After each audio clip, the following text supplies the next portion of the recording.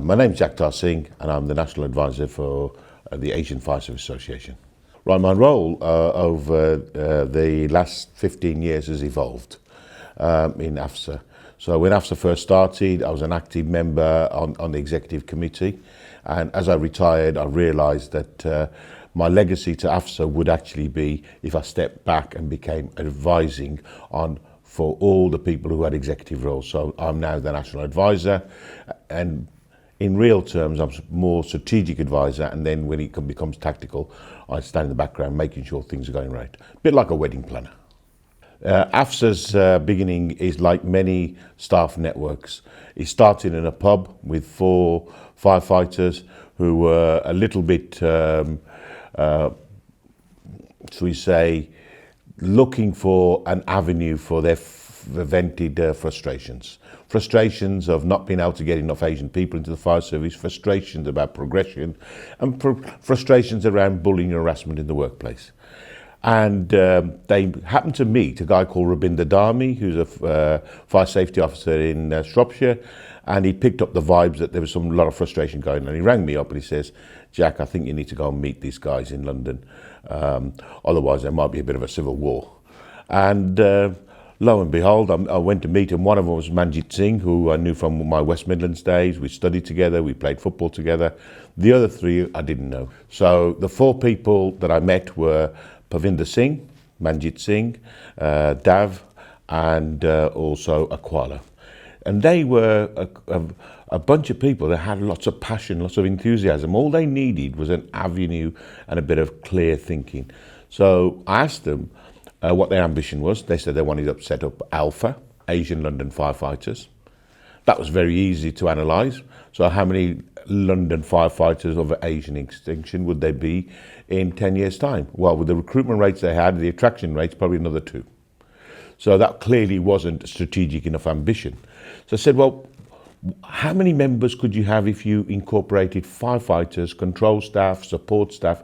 Because London Fire Brigade, even at that time, had large numbers of Asian staff. So I thought that was a good idea. So we then changed the name from Alpha to AFSA, which meant we would incorporate any member who was from South Asian heritage. Then we started to think about what would be our strategic objectives. And we came up with 6 very, very clear purposes for AFSA. Over the period of time, we had a chair then, Sukhvinder Haya, very strategic, very visionary, very, as we say, innate, blue type of Myers-Briggs. And she made us put that statement down. And it was, we want to recruit more people from the Asian community. We want to get our fire safety message to the Asian community. We want to see progression and development for Asian members in the fire service going on. We want to mentor and coach individuals if they need mentoring. We want to reduce bullying and harassment and disciplines. We want to celebrate our diversity, and we want to do charitable work. 7. So when you look at those very, very simple, clear messages, there was no reason why anybody that was Asian wouldn't want to be a member of AFSA. Because either they wanted to party and celebrate, we all love a party and celebrate, and we might have to see some pictures of AFSA celebrating in the future. Everybody wants to do some sort of charitable work, and in them days, AFSA London came up with a very, very good charitable cause, which is Macmillan Nurses. And it's only 15 years on that issue is being raised by the NHS, and that was 15 years ago, we realised that Asian women weren't presenting for breast cancer screening. And through Macmillan Nurses sponsoring them and supporting them, we managed to raise that issue.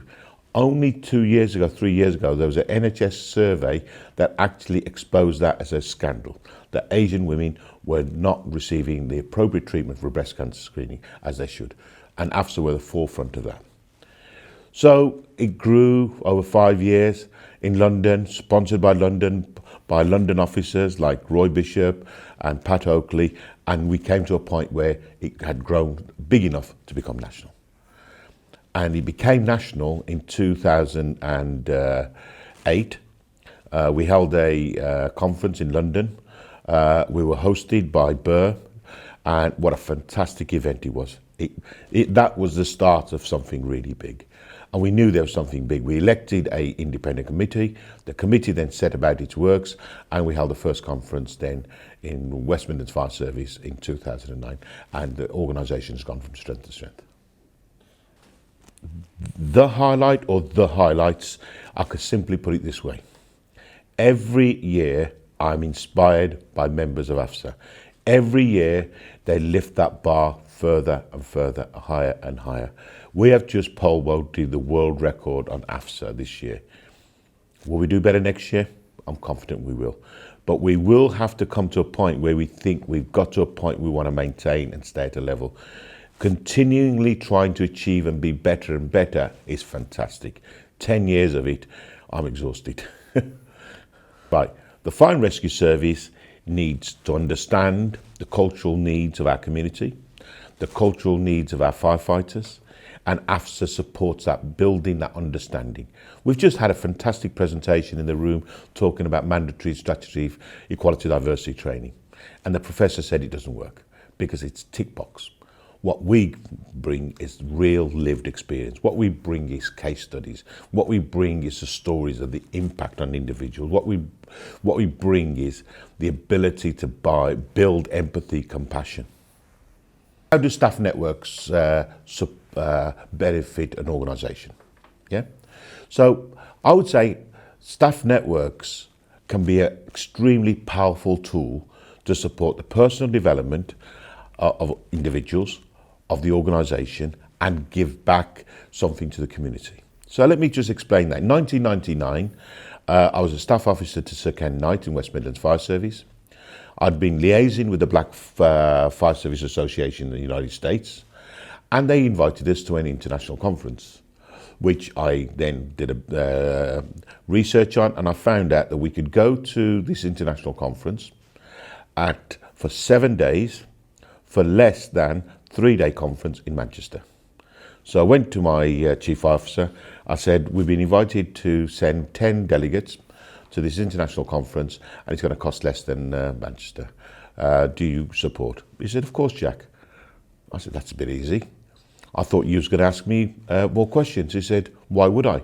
I said, because it's in Barbados. He said, you better sit down. So I sat down, explained the rationale, explained the support, explained the risks that the media may pick it up and start criticising us. And he says, Jack, you've given me the case, do it. 1999, we took 50 black firefighters. We would now call them BAME, Black and Asian. Of those, not one individual remained in their same post. Why? Because they went to Barbados and they saw black officers, there were chief officers, the deputy chief officers, they saw a black prime minister. They were inspired by the role models they saw. So what we produce is role models in AFSA. What we produce is the ability for somebody to come along, sit in an audience, go, I could do that job. I need some help and support from the individual. Wouldn't mind some tips on CVs, on interview skills. So that's a softer side of what AFSA does. We also offer the formal mentoring and coaching. We also offer chief fire officers a challenge that maybe there is disproportionate promotion, discipline, and we get them to own the agenda with us and work in partnership with us. We're not a trade union. We do not want to be a trade union. We would challenge the trade unions just as hard for the way sometimes their branch members act, but we'd also support them to improve the culture and behaviours in the workplace. I'm proud to see individuals develop and grow. Very, very proud of how they've grown, and I've seen people grow from very junior levels to very high levels. People like Sukhvinder Haya, who was a middle manager, project manager. She aspired to greater things. She left the fire service and she's gone on to great things. I've seen Zohar Ahmed, our first chair, grow and move on and go on to better things. I've seen many, many other people grow in their status and their confidence. Only in this conference in 2017, we brought in a MC from the Sikh channel, Minreet. She's grown in 2 days. You can see the confidence. And I always say to chief officers who host us, if you want to see development to your individuals who are going to be helping us to plan a big event, 2-day event, engage with senior people. At the end of the 12 months, you won't recognise a person. And that is always borne out. I must say, I'm so impressed with our charity work. 12 water wells, 500 lives a year saved by each well, thousands of lives being saved, first aid training in Amritsar, fire engines in Tanzania, an office in Lahore. I could go on, but you asked me for one and I've given you several. The one word that I would use to describe AFSA is inspiring. And why? Because you only got to look around and touch people and say, have you been inspired by AFSA? And they will give you the stories of what inspired them and what they did. Has it changed the culture of the fire service nationally? Incrementally, yes. Is there more work to be done? Yes, there is. What are we doing about it? We have just provided a cutting-edge report that the Fire and Rescue Service was refusing to do. Following the murder of Stephen Lawrence, there was a thematic review done by the Fire and Rescue Service. That was supposed to be built on 5 years later. And because of funding cuts in central government, it's been parked and parked and parked. About 3 years ago, we tried to commission a piece of work, and it was going to cost £100,000 from Bradford University. So then we decided, if you can't get somebody to build it for you, build it yourself. So we then went to the Fire Service Research and Training Trust, got a small amount of money, and we have produced that report for a fraction of the cost.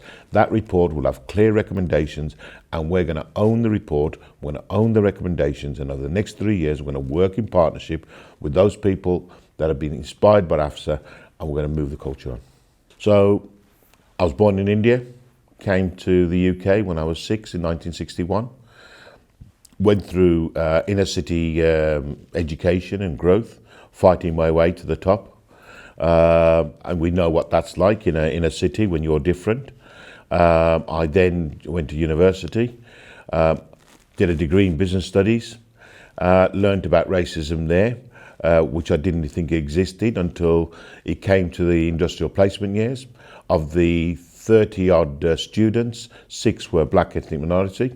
Not one of them got a placement in their industrial placement year. And then at the end of the degree, not one of them had a job. Everybody else had got jobs with their fathers, their brothers, and their networks. I was one of the lucky ones that spotted an advert for graduates in the fire service. So I applied.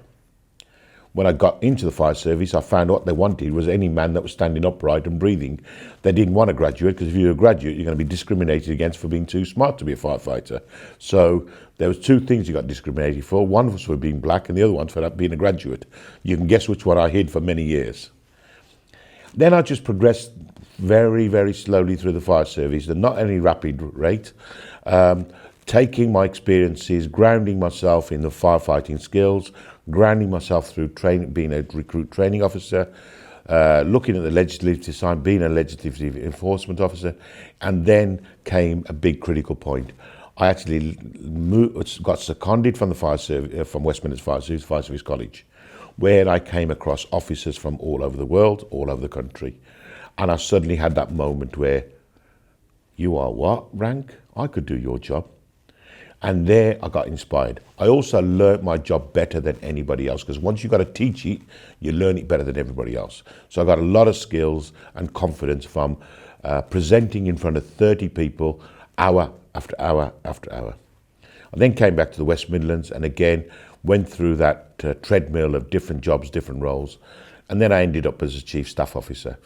Once again, fantastic opportunity working with Sir Graham Meldrum, a real champion of equality and diversity. And his coaching and mentoring meant that I was learning how to be a chief officer at a fairly 3rd, 4th tier level. I was with him every day. I was writing his papers. I was doing his research. I was listening to him in meetings. I was understanding that he was one of the best. I didn't think I could be you. But when he was with his colleagues, I definitely thought I could do your job, who were also chief officers. So I see chief officers in the Fire and Rescue Service a bit like the Premiership. There's the 4 creme de creme, you're never going to touch them. There's the next 4 or 5 aspiring to be them. You got a good chance of getting there. Then there's the ones that go, how the hell did you ever get there? So I hope people would judge me in one of the upper two categories. And then when I got opportunity to work at DCLG, where I learned about equality and diversity, how to embed it, how to mainstream it. That was a fantastic experience because I now had to put my money where my mouth was. I'd done a research study for my master's on equality and diversity. I'd been criticising the fire service for not doing this, not doing that. Now I had to make the fire service do it. So when I was at DCLG, we did several things. We produced toolkits for recruitment, ordinary people, extraordinary careers, fantastic toolkit. We produced new role-related tests.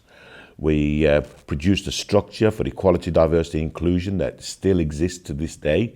So if you can build a structure, that's one of the key things. So equality and diversity was a key part of any structure in a fire service, starting a fire station, through to the fire brigade, through to the division, through to the region, through to national, led by the then Minister for Fire Service. So if you know that the minister's going to ask questions, you're going to get it right. Unfortunately, over time, some of that structure has faded away. A bit like some castles and ruins, but the castle still stands. There's bits and pieces you can still see. And I would love to see that resurrected. I've tried many times in different organisations when I'm advising them on board development on how to make equality, diversity mainstream. It's about structure, it's about leadership, it's about making sure that you've got a clear business case for it.